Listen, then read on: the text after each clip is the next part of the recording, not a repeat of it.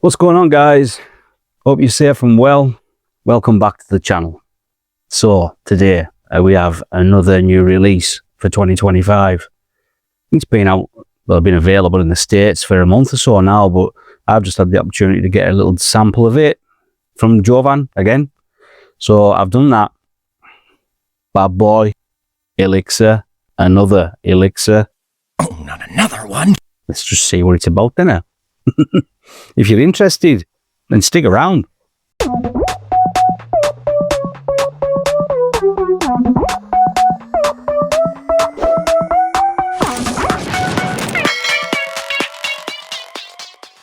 Yeah, welcome back, guys. Thanks for clicking on view.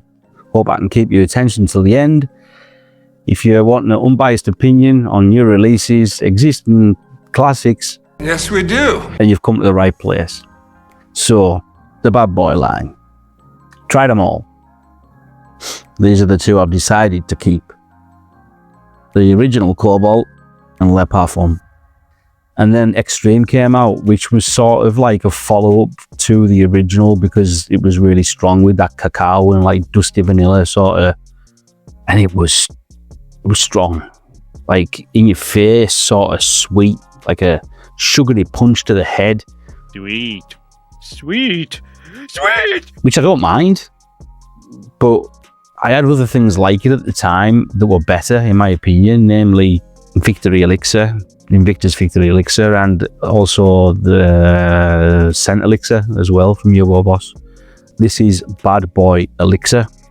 Even before I seen the notes, I was assuming that it was carrying on from the original Bad Boy and Extreme, those sort of scent profiles, you know what I mean, with the cocoa and, you know, the powdery vanilla and stuff like that. And then I seen the notes, and when I seen the notes, a little bit of excitement sort of like started brewing up in the old stomach. that sounds awesome. And then I remembered that I've been excited far too often recently and ultimately let down.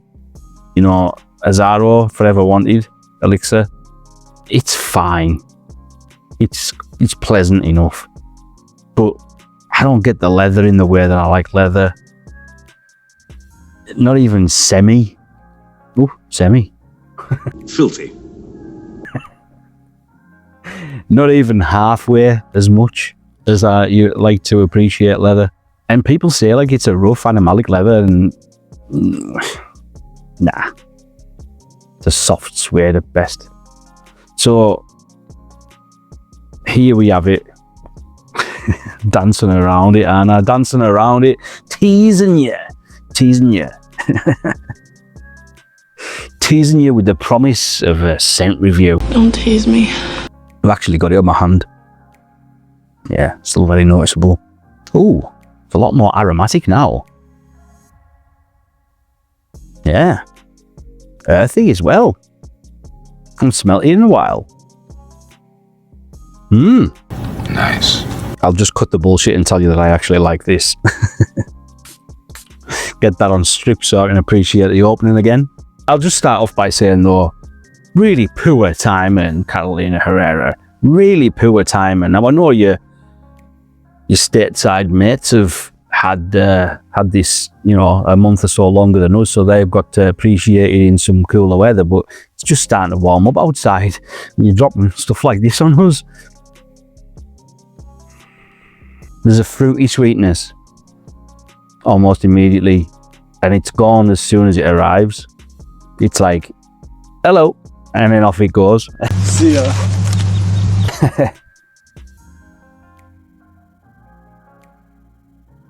Yeah. And then the cacao shows up. Now, depending on where you look,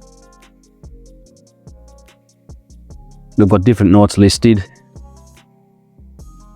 And I'll be honest with you, I thought I understood it. And then I seen some other notes listed elsewhere, Parfumo, I think.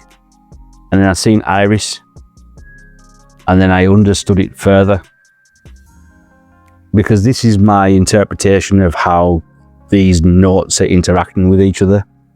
So, in Extreme, which is what you'll make the strongest resemblances to from this, in extreme, that cocoa tonka bean, I think maybe even with vanilla and that, it's like a cocoa tonka bean, vanilla, powdery. It's par for the course of recent releases of the last 2 years. That sort of thing, you know what I mean?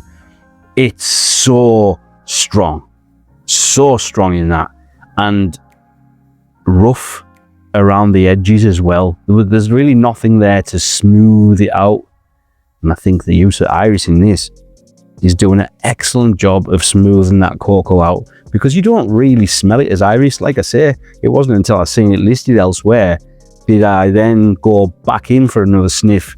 All right, let me smell it again. And sort of think, yeah, well, if it is there, which I'm sure it is, it's not really detectable as iris, either a fresh powdery one or a buttery waxy one. It's sort of there, sort of just to lean into those sweet facets and make them a bit smoother, rounder, creamier. Do you know what I mean? That's what I think anyway. I could be completely wrong, but that's my opinion on the matter. Well, you could be wrong.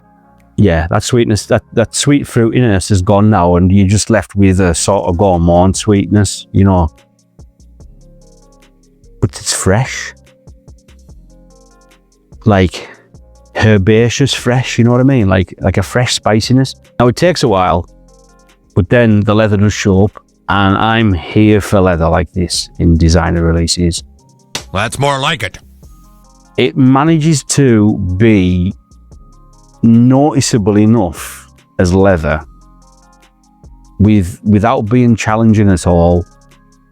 They've managed to play it safe, yet slightly appease my thirst for a good leather, a good strong leather. Do you know what I mean? It's not in any way, shape or form exactly how I like it, but it sort of like satisfies that need enough for me to say, okay, I'll accept that. That's good. I just wish it had been released about 6 weeks earlier, or 8 weeks. Then I probably would have bought a bottle then. As soon as I smelled it, I would have bought a bottle and then got out in the wild and wore it in the cold weather. But it's just starting to warm up now, so I'll wait until about 9 months from now. Or maybe not, maybe 6 months. Yeah, but I like it. I really do like it. It seems to perform really well as well. I just done a review on the Y 2025, the Y Parfum 2025, and they were sprayed both at the same time. I received these samples at the same time, and this is far more noticeable. So overall, pretty happy with it. I'll just go over the notes now so you guys have got an idea of what you're working with. So I've went to Parfumo for a more comprehensive note breakdown, but it doesn't have them listed as top, middle and base notes. So I'll read it as I interpret it, really, as I think it'll be. And so mandarin orange, sage and lavender, I would say, along with bergamot, I would say those are your top notes. And then iris and cocoa are in the mid, along with leather, cedar and frankincense in the base. Probably that way around, I would imagine. But it's a more comprehensive note breakdown. There's only about 4 on Fragrantica. So yeah, the bergamot and the mandarin orange will be that sweetness that I recognize in the opening, but as soon as it's here, it's gone. It's gone as quick as it arrives. And I do get the lavender with the sage. That'll be that aromatic. It's still there now, actually, all this time later. And there's a smokiness that I was assuming was just from the leather, but I would imagine that frankincense is actually contributing towards that as well. I really like the dry down. The opening and the mid have still got some slightly scratchy elements about it. Crazy scratchy scratcher. It's not smooth. It's not a smoothed out, well crafted, beautifully blended fragrance, you know. It's a bad boy at the end of the day. Bad boys, bad boys. But I like it. I like it a lot. if I owned it, it'd probably be my favourite from the entire line. Well, it would be fighting for supremacy between that and the Parfum, because I really do like the Parfum also. But yeah, just first impressions. I can't really allude to the, you know, my full opinion on performance, because I haven't even had a proper wear out of it really. It's just been first impression spray on the hand and on here. But yeah, I like it. It's so strange. It was only just a few days ago I was saying how disappointed I was with the designer releases of this year, and then this morning I received samples of 2 fragrances that I'm actually pretty happy with. So I don't know if it's a nice sunny weather outside or what, but yeah. Yeah, so in summary, a sweet but rugged fragrance. A nice fruity opening that doesn't last very long, but it's paired with some aromatics that, you know, the sage and the lavender that carry right the way through the life of the wear. I'm still experiencing it now, 5 hours later. And that cocoa is there. That's not ever present, but it's there in the original and the extreme. It's there here too. It's a bit better done here, and I think the use of the iris is contributing towards that. Tonka bean, I don't know if it was listed or not, but I think it's in here as well, sort of in the background, I think. But yeah, you've got a nice earthy smoky leather as well. It's really good. I'll probably give it about a 7.5. Yeah, I can imagine it really will perform quite well as well, but it's just the wrong time of the year for the release. Such a shame, but it means I can wait 6 months before buying it, and it'll be at a better price then as well. Thanks very much to Jovan for sending the decant out, and as always guys, thanks very much for the support. Only about 50 or 60 subs away from the 1000 sub giveaway, so hit that subscribe button. Hit the like button if you've enjoyed this video and you're enjoying the content in general. Like I say, make sure you subscribe, especially if you want to be in with a chance of winning this giveaway. And if you are subscribed, make sure you hit the bell notification icon so that you can be notified next time I upload some scented nonsense. So until next time guys, stay safe, keep smelling good, stay fresh. I'll see you again.